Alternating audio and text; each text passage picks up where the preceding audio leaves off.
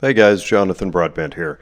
It is Wednesday the 6th, and this is the first chance I've had to sit down to do a recap of last Friday's, I'll call it a conversation. It got heated at a few points, but it remained fairly cordial and professional, at least on my part. So last Friday, you may recall that I had opportunity to sit down in a state highway patrol conference room with a state regulator from my state capital of Ohio. I was back and forth with them about whether or not I was going to be required to drive down to Columbus, which for me is about a 2.5 hour drive each way, with whatever boxes and guess what was going to be required for my examination. So eventually, push came to shove, and they agreed to meet up in I don't know, it was a neutral spot, and they were able to arrange use of this conference room. So I went to a state trooper's office. They were all very nice there. And I went in, first and foremost, I went in with a copy of this, my state constitution, and I gave a signed copy of the letter. They were unprepared. They had not read the letter that I'd sent electronically, but that's fine. I gave them a paper copy, and they asked for, the gentleman I met with asked for a recap. So during the course of the conversation, I let him know what was in the letter. I referenced it many times, and I let him know that I had read Ohio Revised Code 1308 and 1309 and was not finding clear description of what was required of me. I've got to imagine there's some sort of constraint or limitation, I would hope, that's put on the state. They can't ask for everything under the sun. And all of those Ohio Revised Code references, they frequently say that anything that's questionable or left open-ended, or any law that conflicts with the state constitution is the law of the land. It supersedes any new laws written. So at a few points, he was sort of curious about this, and it picked it up and was thumbing through it, but whatever. During the course of the conversation, we had some really interesting twists and turns. So I'm going to put this in a frame of reference I think hopefully everybody can understand. Imagine you're some sort of professional, whatever, fill in the blank professional. There's some regulatory body that oversees you. If you're a doctor, it's the medical review boards, I guess, and lawyers have I guess they're various bar associations. I've got a whole bunch of them that look over everything that I do. So I was meeting with one of them, and I've met periodically with them for years. I've never had any issues. They always seem, I don't know, nice enough. They never really seem to understand what it is I do for a living, which is always disconcerting, and I keep explaining. But anyway, during the course of this conversation, they asked for all sorts of new stuff. It's brand new. It's never been asked for before, and including some things that I don't even know the descriptions for, these terms that are new and alien to me. Well, I made this point. This is my notepad. I made this point while we were talking. I was making notes, and I would write with a big asterisk and write new next to all the things that have never been asked for before from me. And I didn't tell them this, but my view is that this is a fishing expedition.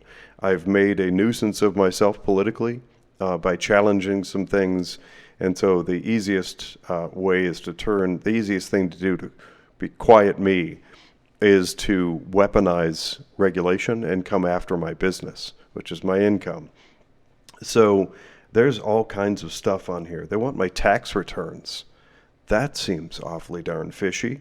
Nobody's ever asked me for my tax returns in order to be in business before. So I've got all of my agreements with everybody that I work with. They want detail on anybody that I interact with that's doing work in cryptocurrency. So we see all this heightened concern about cryptocurrency. The jury's still out on whether or not it's a good thing or a bad thing, but The idea that they want to track the clients and their potential use of cryptocurrencies is very alarming. They want all of my client account numbers, current values, etc., and just all this stuff. A firm position report.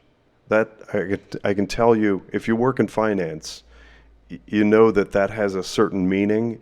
In this context, apparently, zero is not the right answer because I don't maintain firm positions. My firm does not hold positions. So zero is not the right answer because somehow they've redefined that, and they're not able to answer the question of what it means now. So I have to come up with that and figure out what it is. And anyway, the easiest way forward for me would be to just simply knuckle under and comply with all this stuff, give them whatever they ask for in order to keep making a living and stay in business. But as I told them, they're welcome to whatever they want from my business. I even told the guy sitting there, I was like, you can have access to my bank accounts. I'll give you login, view-only privileges, and you can watch the money coming and going, so you can ask who my clients are. But it really should stop there, unless you can explain to me why you need the information about specific account numbers for the clients I serve and what they own and what they hold. It just seems nonsensical and troubling, and they didn't seem to like that answer. So I'm still going to grapple with fighting that and figure out where that leads me. I've got some emails to catch up on. I've got a whole roster of things that I'm supposed to be putting together and getting to the state.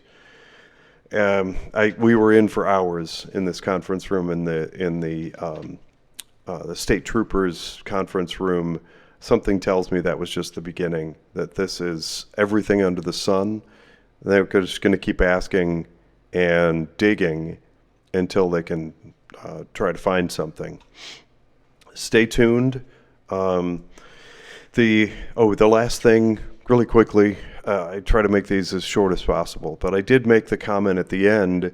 We were sort of wrapping up, and I leaned back a little bit, and I said, look, I'm going to make a comment here. I don't know what your interest level is in this, but I'm going to make the following comment because it's important to me. I said, I imagine that you live in a community around here somewhere. Think of your community and envision a local small doctor's office or an accounting practice or a sole practitioner, lawyer, or any sort of professional, skilled sole practitioner in your community. The reason that those are nearly extinct is because of the over-regulation of small business. I don't mean this personally, but your organization, your division, your group, I have a card here somewhere, the Ohio Department of Commerce Division of Securities, the role of that group, the stated purpose is to find bad guys and catch them. However, I'm unaware of your organization catching any bad guys. It really seems to me that the result of all of these regulations is the crippling, the crushing of small businesses like mine, because the amount of work that goes into this is exhaustive. And he made the comment, he was like, well, why don't you just hire a compliance company? I'm like, why would I jack up my clients' fees just to try to cover all this stuff? And most of it just seems nonsensical. And I said, the big firms, the big giant firms, they can afford these teams of compliance experts. I know because I've done it for them. And these armies of lawyers to get them out of all kinds of jams. I don't think any of them ever really suffer the wrath of these regulatory agencies because they all do these giant behemoths and they fight each other. And so I said that leaves those small professionals just a few choices. They can just fold, collapse, and go out of business. They can go into another line of work and just leave. That's happening in droves with all kinds of professions. Everybody's fed up with trying to work for these mega big box corporate, or people just cave and go into or go back to the big box, in my world is big box finance.